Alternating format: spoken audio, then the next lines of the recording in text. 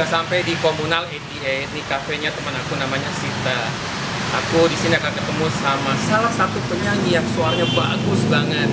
Dia adalah Regina Idol. Perjuangannya dia untuk mencapai kemenangan itu benar-benar panjang sekali. Bisa bayangin, 6 kali mengikuti Indonesian Idol, tidak pernah lolos sampai akhirnya dia memenangkan Indonesian Idol pada tahun 2012. Dan pengen tahu kan perjuangannya dia tuh sampai sebatas mana sih? Yuk kita masuk dulu ke dalam.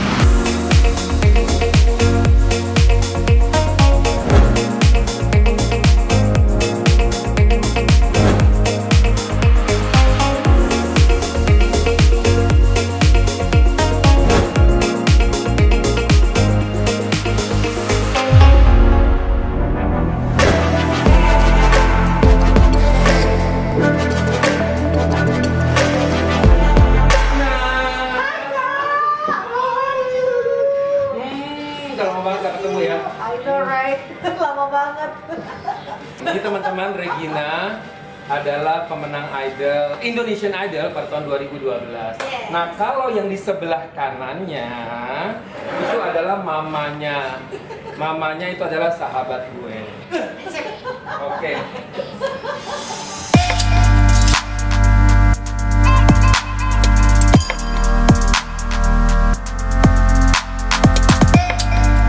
Gina, aku mau nanya nih.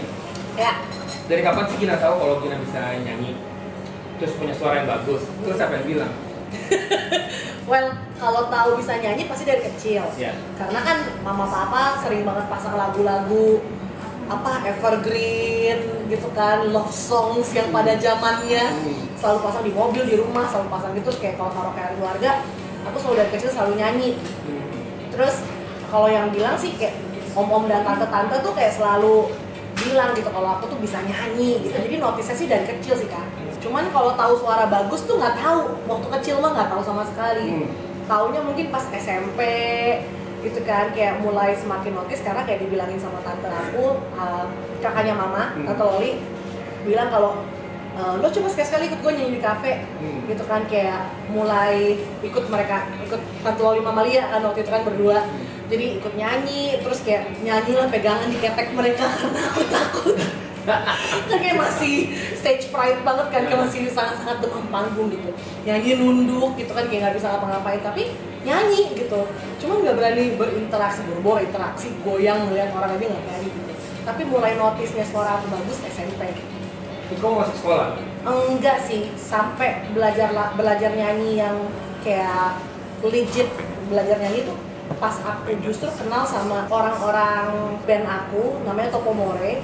Nah mereka nih yang ngajarin aku cara nyanyi yang benar gitu secara teknik. Kayaknya keluarganya Gina kan semuanya pintar nyanyi nih. Dari mama sih, dari mama. Dari mama ya pintar nyanyi. Mereka pas tahu nih Gina suaranya bagus gitu. Terus itu mereka supportnya sama Gina gimana? Mereka sih support banget sih ya gitu, karena kayak mungkin contoh yang paling utamanya waktu lulus SMA, kan aku nggak kuliah. Jadi langsung nyanyi di kafe kan, langsung nyanyi di kafe tuh mama support, semuanya support. Karena mungkin mama kenapa support, karena knowing dan kakak-kakaknya 2 orang kan nyanyi kafe. Jadi kan awal pertama kali aku nyanyi kan sama mereka juga. Jadi mama ngerasa secure gitu lah, maksudnya aku nyanyinya sama tante-tante aku sendiri yang notabene adalah kakak-kakaknya mama juga gitu. Tadi barusan Gina bilang Gina nggak sekolah tapi langsung nyanyi di kafe gitu. Kenapa? Iya, secara ya kan perekonomian keluarga morak-marit ya kan waktu zaman, maksudnya sepeninggalan papa kan bisa dikatakan benar-benar hidup kita jomplang lah. Tuhan selalu kerja lah ya, maksudnya kayak dari kantor almarhum papa disupport selama 10 tahun untuk kita bisa tetap sekolah, ada aku yang nomor 2 bisa tetap sekolah gitu loh. Jadi aku pikir kalau misalnya aku kuliah pun kayaknya agak egois gitu loh, kok kayak aku cuma mikirin diri aku sendiri. Jadi ya kenapa enggak gitu, aku bisa nyanyi, ya aku langsung make money aja lah gitu kan. Toh aku nyanyi adalah my hobby dan ini bisa menghasilkan uang, dan aku udah melihat contohan nyata dari tante-tante aku gitu kan, yang mereka nyanyi di kafe, hidupnya mereka oke gitu kan, maksudnya ya nggak yang gimana-gimana banget tapi oke lah, mereka survive gitu. Jadi ya udah aku memutuskan ya udah gue nyanyi aja di kafe lah, karena aku bisa cuma nyanyi gitu kan, aku pikir ya udah. Tapi pengalaman dari nyanyi di kafe itu Gina bisa tahu teknik nyanyi, terus dari itu nyanyi yang benar dan baik seperti kayak apa gitu. Nah waktu memutuskan bahwa udah, pokoknya aku nggak mau sekolah nih, waktu itu support dari mama gimana? Mama sih support banget ya. Kalau soal nyanyi di kafe mah kayak dia udah ngerti lah, nyanyi kafe pasti akan pulang pagi, udah pasti akan ketemu dengan yang aneh-aneh kayak gitu. Well ya, masa lalu juga ya, secara ibu kita Kartini ini kan ya agak gesrek juga ya pada umumnya. Jadi ya dia sangat ngerti gitu, maksudnya dunia nyanyi kafe itu kayak apa. Jadi dia sih oke-oke aja gitu, nggak pernah ada yang ngarang kayak jangan lo nyanyi, nggak pernah ada sama sekali sih. Jadi ya puji Tuhannya tersupport sama mama juga gitu sih. Kamu waktu itu ngebuktiinnya mama gimana? Ngebuktinya nih aku nggak minta uang sama mama lagi gitu. Jadi kayak mostly benar-benar kayak mau dalam hal beli kostum nyanyi, ongkosnya segala macam udah uang sendiri gitu, udah nggak yang minta lagi. Ini kita kan pernah mengikuti Indonesian Idol sampai 6 kali, terus gagal 6 kali ya, sampai akhirnya kita menang di Indonesian Idol tahun 2012. Tuh. Ini tolong ceritain prosesnya gimana dari bawah benar-benar sampai akhirnya Gina memenangkan Indonesia Idol pada tahun 2012. Awalnya jadi 2003 itu aku tuh suka nonton American Idol ya kan, jadi waktu itu seasonnya Ruben Studdard sama Clay Aiken. Terus kayak pas nonton tuh aku kayak ngerasa ih kok keren banget ya ada singing kontes kayak gini. Jadi kan gua di Indonesia cuma ada Cipta Pesona Bintang, Asia Bagus gitu kan, zaman-zaman angkatan 90s kid ini adanya itu doang gitu. Terus kayak coba ada nih ya, kayak gue pengen banget ikut nih kalau misalnya nih ada di Indonesia nih Indonesian Idol gitu. 2004 ada gitu kan, dengan si Regina yang nggak pernah punya background ikutan singing competition at all ini, datanglah jam 9 gitu kan, jam 9 nyampe di G-Expo ya kan, ditemenin mama, oma, tante Loli, terus udah berempat. Rame ya? Oh meriah, kayaknya bos kampung, tapi nggak bisa. Terus udah kan, nggak taunya itu udah antrian segejibun orang. Ternyata semua tuh datangnya dari jam 4 pagi, sementara aku datang jam 9 baru mau ngantri gitu kan. Jadi kayak bener-bener, aduh nih ngeliat antriannya bener-bener lautan orang yang kalau kita keluar dari antrian die. Kayak bener-bener, ya lo nggak akan bisa dapat tempat antrian lo di situ lagi tuh, kayak kemungkinan besar nggak akan gitu. Untungnya saya bawa RT bukan bapak ya, jadi replace kalau mau ke toilet gantian ya kan, bisa nitip antrian gitu. Nah jadi waktu itu datang jam 9 baru nyanyi jam setengah 6 sore. Nggak nyanyi setengah 6 sore itu kayak udah bener-bener dari baju putih sampai abu-abu, rok dari bener apa yang miring-miring, sepatu dari bener sampai udah copot depannya karena sepatu udah kelamaan juga di lemari ya. Terus jadi kayak bener-bener udah nggak representatif lah gitu, maksudnya di hadapan juri pada waktu itu mungkin gitu. Dan udah makin sore juga kan ya, yang aku tahu juri pasti udah makin butek lah otaknya pasti, karena sementara mereka melihat ribuan orang dari pagi. Bukan begitu Bapak kalau melihat dia audisi ya? Betul sih. Itu ada berapa ribu ya, berapa juta kayaknya. Nggak ngerti gitu kan, dan kayak udah bener-bener uyek banget orang pada hari itu gitu. Nah jadi gagal lah yang season pertama gitu kan. Nangis, aku udah ngantri dari pagi, jadi sore gak masuk. Kayak kesel dan emosi gitu, gak apa-apa, biasa mama gitu. Tahun depan ada lagi kan, Idol 2005, aku ikutan lagi, udah agak pinter dong, udah gak mungkin datang jam 9 kan, datang jam 5 ya kan, nyanyi sekitar jam 11an gitu. Masuk Idol 1-2 sama 3, 4, 5, 6, 7, 8, 9, 10 ini tuh beda. 1-2 itu proses audisinya, kalau kita lolos di precast pertama, lolos dari situ langsung bisa ketemu juri artis. Nah kalau yang di 3, 4, 5, 6, 7, 8, 9, 10 dari precast pertama, kalau lolos nyanyi dulu di video booth, baru di interview, baru bisa ketemu juri artis. Jadi lebih banyak lagi filternya. Nah waktu itu yang idol yang kedua aku lolos dari yang pertama, precast pertama lolos, ketemu sama juri artis. Itu jurinya Mami Titi, Mas Yofi, sama Mas Indra, Lesmana. Udah kan, gaya-gayaan lah si Regina ini, ala-ala ya kan, sok-sok pinter, sok-sok jazz ya. Sakti bener nyanyi lagu jazz di depannya Indra Lesmana, kan mati kafir. Ya maksud aku kenapa nggak ambil lagu yang gampang aja gitu kan, aku pikir kayak dengan lagu yang sulit gue pasti bisa tembus dengan pikiran kayak gitu kan. Tentu tidak, kan saya beri kombantrin, enggak, merek. Jadi nggak dapet gitu, intinya nggak dapet golden ticket. Tapi aku udah nggak nangis, udah mulai strong gitu, udah mulai kayak mencari strategi. 2006 ada lagi, coba lagi. Precast lolos, selalu kalahnya di video booth gitu kan. Jadi aku karena mikirnya oh gila gue bisa langsung ketemu juri artis lagi nih gitu kan. Ternyata tidak, diganti tidak semudah itu Karto ya kan. Jadi ke video booth mungkin kurang layak tampil kali aku di kamera waktu itu ya Kak, jadinya kayak gak lolos di video booth. Maksudnya nggak layak tampil di depan kamera apa? Aku nggak ngerti juga sih, karena selalu kalahnya di situ, selalu di video booth gitu, selalu kalah. Di 2004, 5, 6 2004, 2005, 2006, 6, 7, 8 itu aku kayak selalu kalahnya di video booth gitu, kayak udah nggak pernah lagi terus ke babak juri artis lagi, itu udah nggak pernah dapet lagi. 2010 itu aku diet mati-matian sampai turun 25 kilo itu buat ikutan idol. Terus aku ikutan audisi seperti biasa, lolos di yang pertama, di yang kedua nggak lolos. Nah itu kan kalau misalnya big audition tuh ada beberapa hari kan ya. Hari yang pertama aku datang dengan look penyanyi, bener-bener penyanyi lah, nyanyi lagu yang susah-susah banget gitu kan, gak masuk. Hari yang kedua aku coba lagi, datang lagi dengan look kayak anak kampus gitu, maksudnya kayak anak-anak kuliah biasa, nyanyi lagu yang gampang, aku lolos. Terus nggak dapat kabar lagi, karena biasanya kalau misalnya lolos dari babak video booth itu bakalan ditelepon sama orang Fremantle atau orang CRI buat masuk ketemu si juri artis itu. Nah singkat cerita lagi, di tahun 2012 aku udah nggak mau ikutan. Cuman jadi waktu tahun 2011 pertengahan itu ada salah satu teman baik aku, dia lagi magang di Fremantle gitu kan. Terus dia bilang, dia telepon aku, dia bilang, Gin, lo mau ikutan gak nih audisi Indonesian Idol? Gitu kan, enggak, gue udah males. Aku udah kayak gitu, udah kayak bener-bener no more Indonesian Idol for me, no, gitu kayak udah period, no, gitu kayak udah tidak sama sekali gitu kan.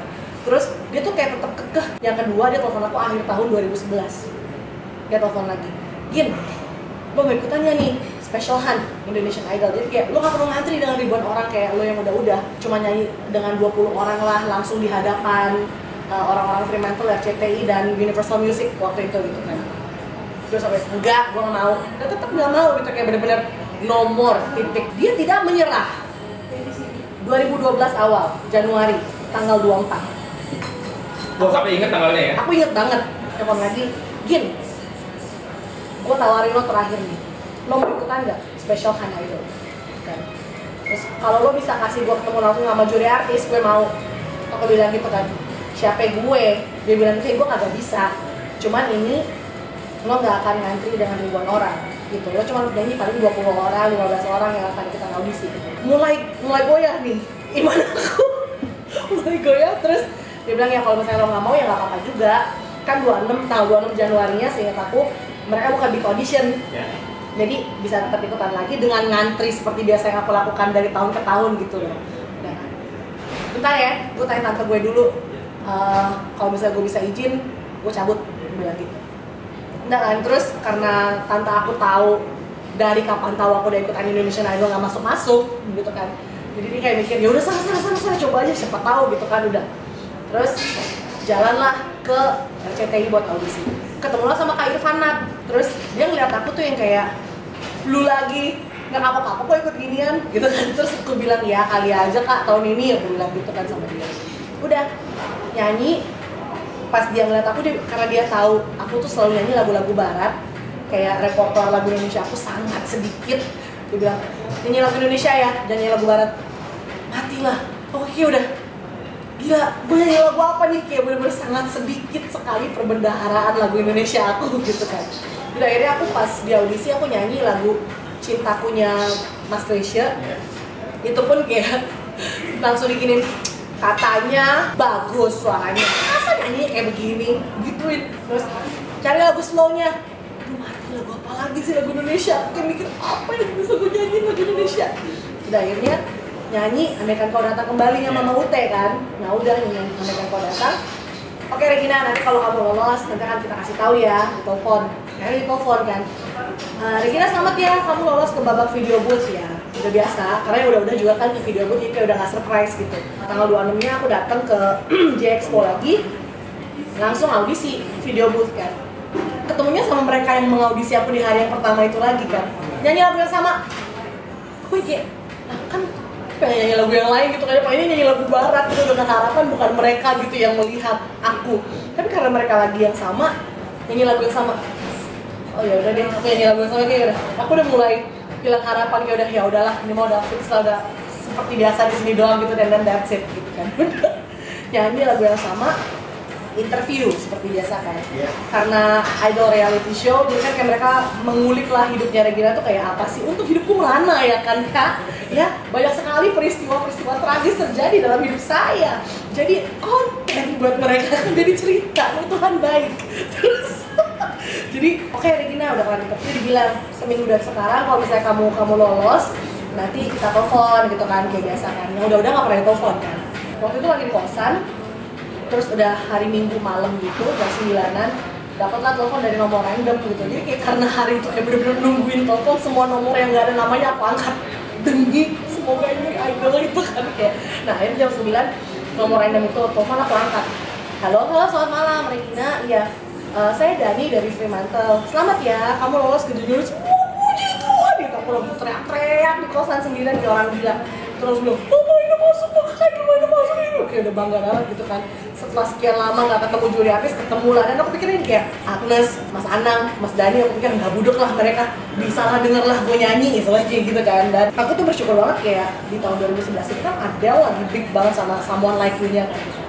Terus jadilah aku di Adele-Adelin Indonesia kan, karena aku gemuk dan suka di ponytail rambutnya.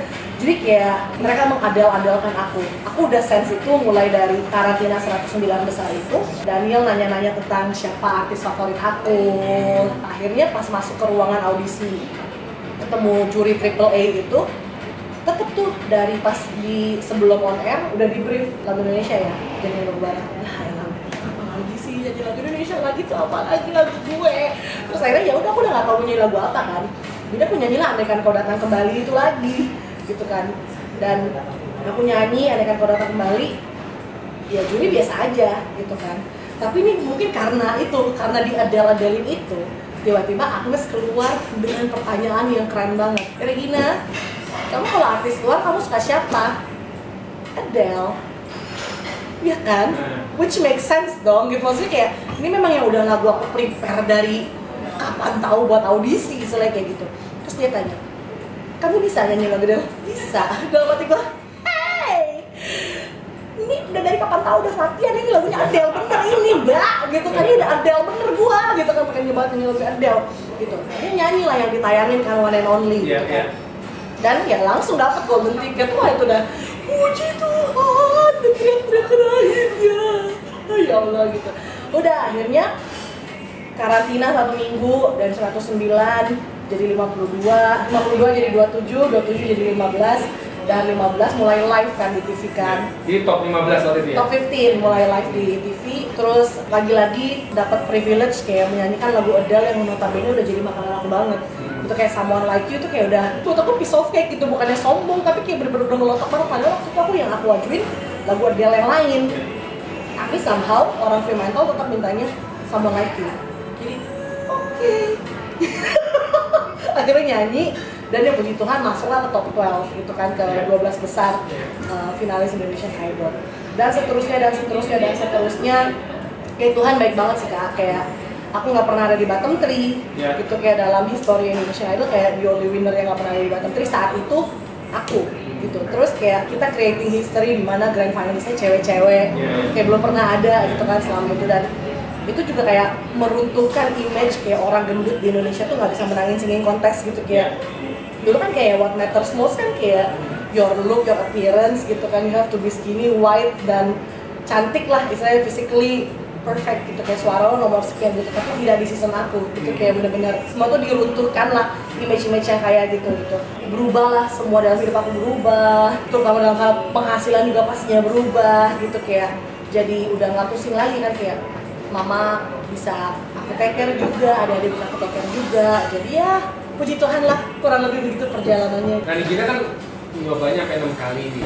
Terus akhirnya masuk ke Spectacular Show. Ya. 12 orang. Kan 12 ini udah paling posisi yang paling tinggi ya.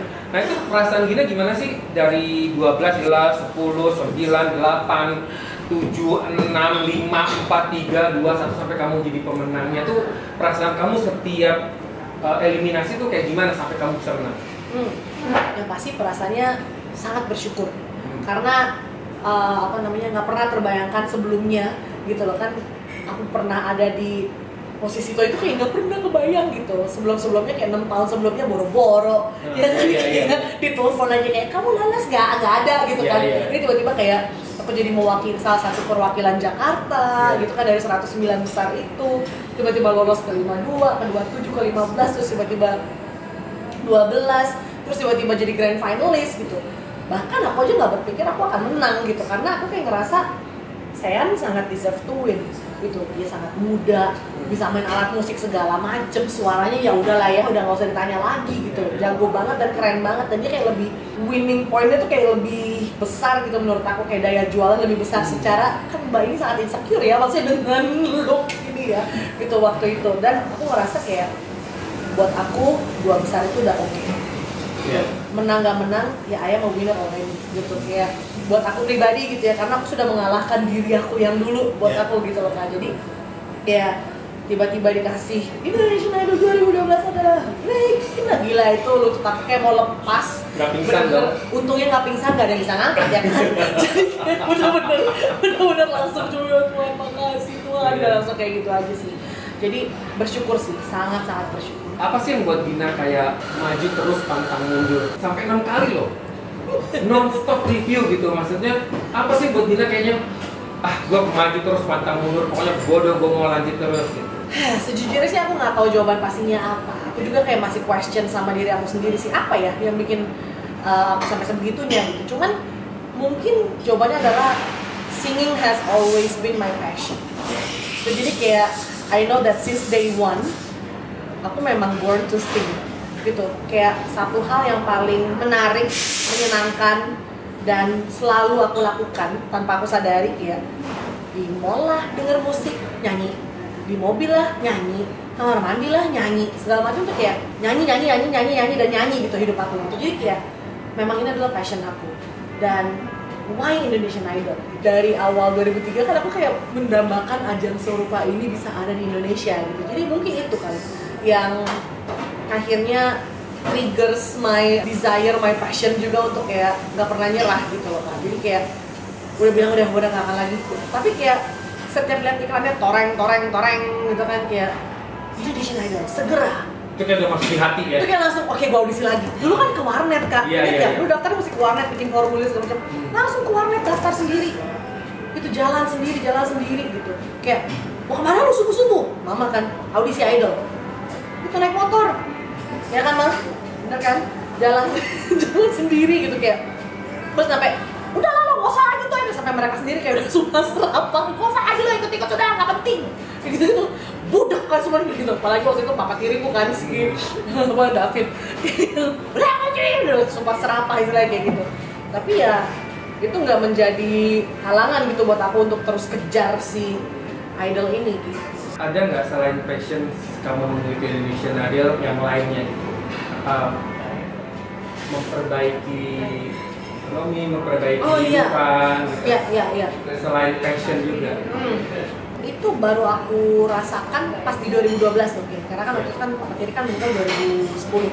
Nah 2010 kan udah ikutan audisi itu tapi nggak masuk kan gitu. Jadi kayak pas 2012 barulah mulai ada kayak semangat itu lagi gitu, kayak ngerasa ya who knew gitu, maksudnya kayak who knows kalau misalnya ini bakalan bisa jadi ajang aku untuk membantu aku. Tapi aku waktu itu nggak kepikiran menang, karena aku mikirnya at least gue masuk TV. Job gue di kafe lumayan nih, namanya si Gina udah ada di TV soalnya gitu kan. Jadi waktu itu kan juga sempet nyanyi di TVRI. Ya paling nggak value kamu bisa lebih naik lumayan lagi kan? Naik lah. Jadi bisa menambah pemasukan atau bisa membantu keluarga gitu kan. kan? Itu ada kepikiran kayak gitu, karena mikirnya adalah ya lumayan lah. Nanti at least kalau gue di kafe gue nggak di underestimate lah, gue pernah ada di Idol misalnya kayak gitu. Tapi ya ternyata Tuhan berkehendak lain, jadi udah nggak kafe lagi. Tapi kalau diundang di kafe untuk nyanyi, oke. Dengan senang hati, boleh. Ini menurut Gina kenapa sih 6 kali nyoba tuh nggak lolos gitu? Menurut Gina ya, apa? Kalau menurut aku sih God's timing sih. Karena mungkin kalau misalnya aku menang di ajang-ajang sebelumnya, mungkin aku akan jadi Gina yang lupa sama Tuhan. Mungkin aku akan jadi Gina yang super sombong dan ngerasa kayak ya karena gue bisa nyanyi, ya karena gue bisa ini gitu. Jadi kayak ketimbang ngelihat ini karena kerja tangannya Tuhan, tapi kayak aku lebih ngelihatnya kayak ya because I deserve to win karena gue nyanyinya bagus, jadi kayak gitu, jadi sombong gitu loh kak. Jadi kayak menurut aku sih karena itu, karena kalau kayak aku look back gitu kan ke 2012 tuh bener-bener hal yang gak masuk di akal gitu menurut aku gitu, kayak dengan segala kebetulan gitu kan, maksudnya kayak bener-bener udah disetting sedemikian rupa lah sama Tuhan gitu, kayak terlalu banyak kebetulan menurut aku gitu. Gitu sih. Lebih gitu ya. Siapa sih mentornya Gina nih selama berkarir sebelum menang di Indonesian Idol sampai udah menang sampai sekarang? Mentornya, well kalau misalnya masih di kafe dulu ya, yang jelas pasti awalnya Tante Loli, Mama Lia, awal banget tuh. Udah nggak ada yang ngalahin lah mereka dari aku meletek kayak gitu tuh dari kecil. Mulai nyanyi di kafe, aku punya band namanya Tokomore. Jadi kayak dari kakak-kakak inilah aku belajar nyanyi dengan teknik vokal yang benar.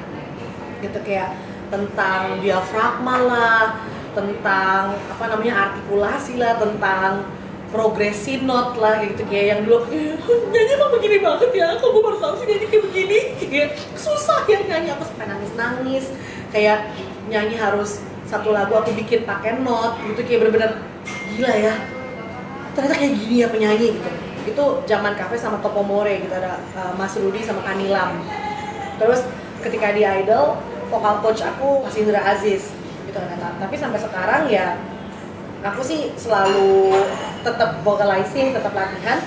Mas Indra Aziz punya satu aplikasi namanya 7 Minutes Vocal Warm Up.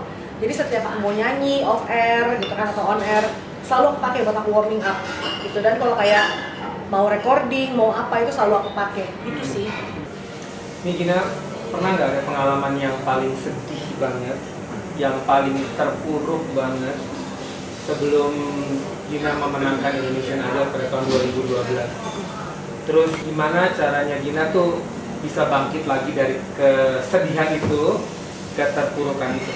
Ya pas papa nggak ada sih pasti ya. Dulu waktu kita kecelakaan keluarga, papa meninggal. Ya buat aku itu kayak salah satu momen yang paling sedih sih dalam hidup aku. Karena kayak aku dulu sama papa kan dulu kan deket banget gitu, kayak bener-bener anak papa banget gitu ketimbang anak mama. Hampir segala yang aku mau, hampir dikasih lah semuanya. Tapi kayak dengan ketentuan kayak ya lo harus ini, harus itu ya. Sekarang papa orangnya strict banget kan. Itu sih yang aku bener-bener kehilangan gitu, kayak daddy figure itu bener-bener momen yang paling sulit buat aku.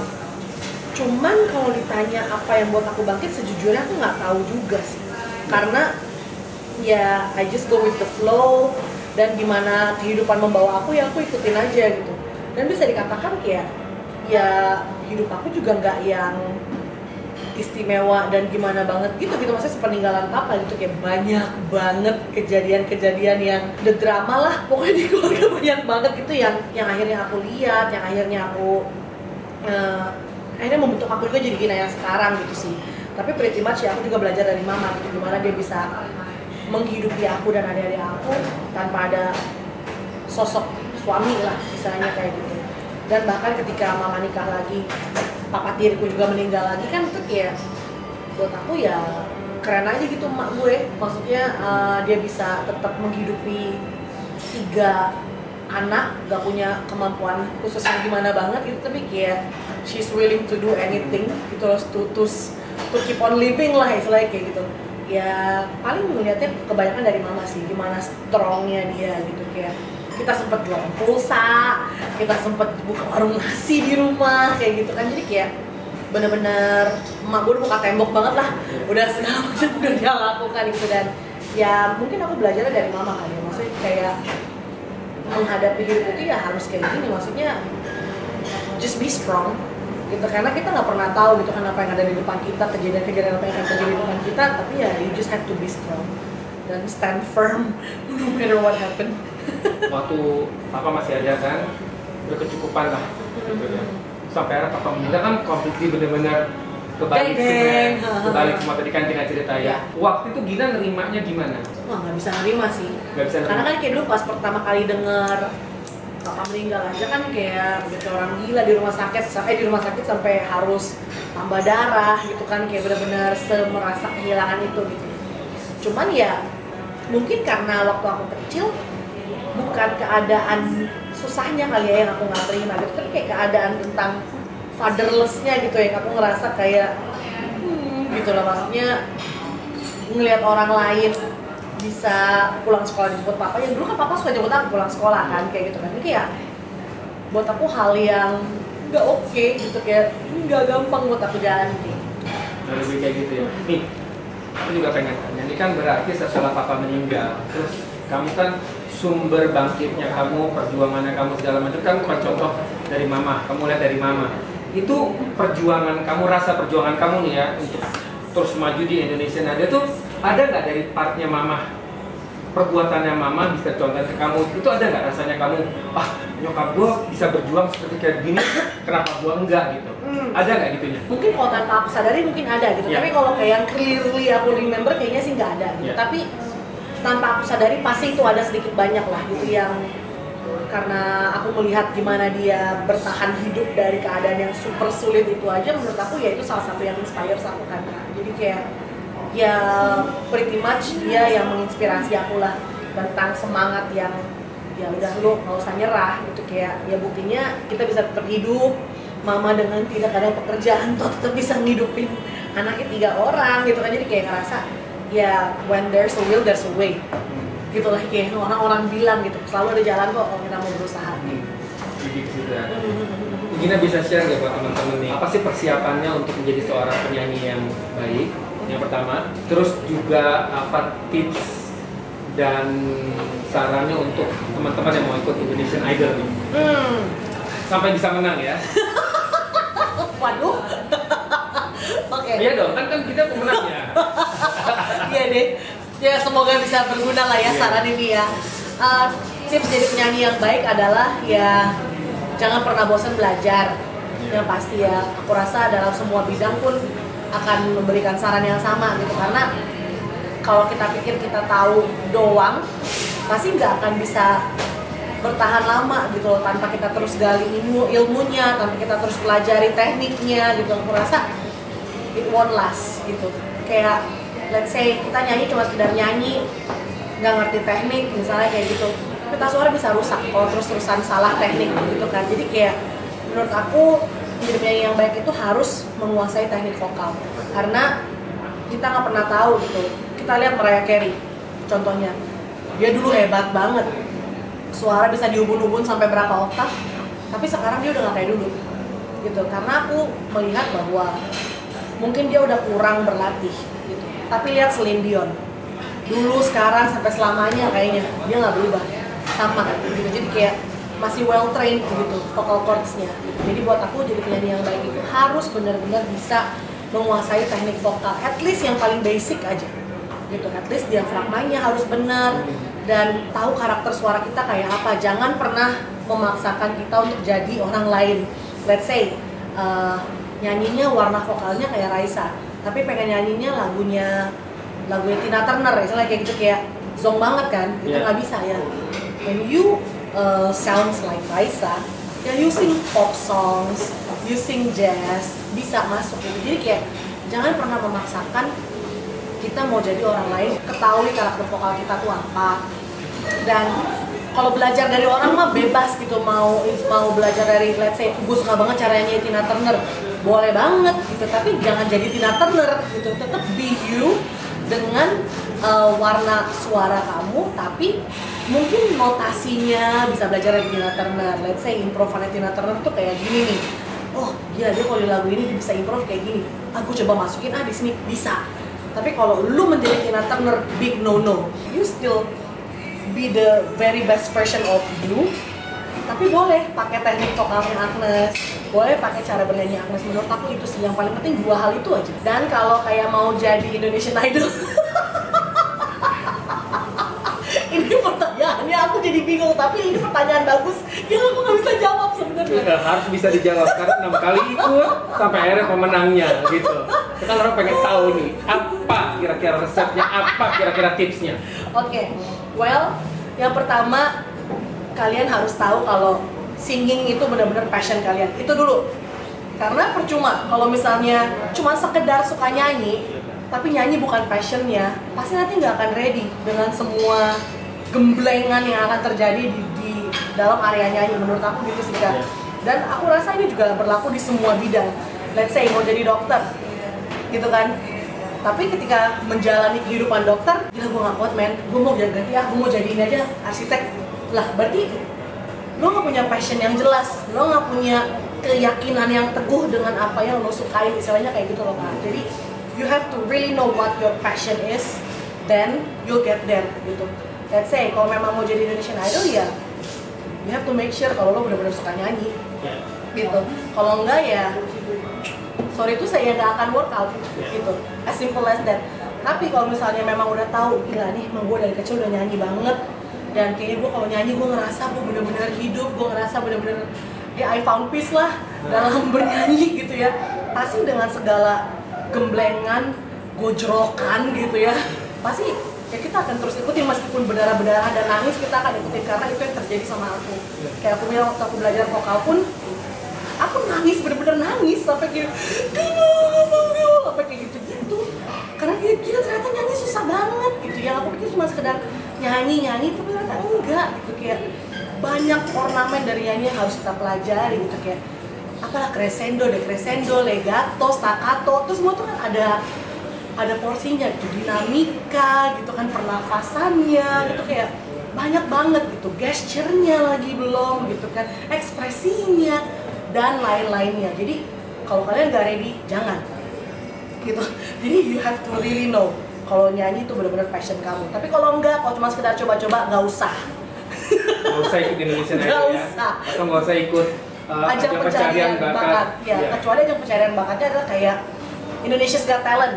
Itu beda lagi. Itu beda lagi gitu kan, kayak benar-benar misalnya gue sukanya nari kak, ya udah go for it gitu. Apalagi lu udah tahu lu sukanya nari, pasti mau dengan segala gemblengan dan segala macam air mata, pasti kayak ya gue sukanya nari, gue ready dengan segala konsekuensi yang harus gue tempuhkan, misalnya kayak gitu. Gitu sih kak, udah lihat. Nah ini kalau dari prosesnya Gina kan panjang banget nih sampai di posisi yang seperti sekarang ini.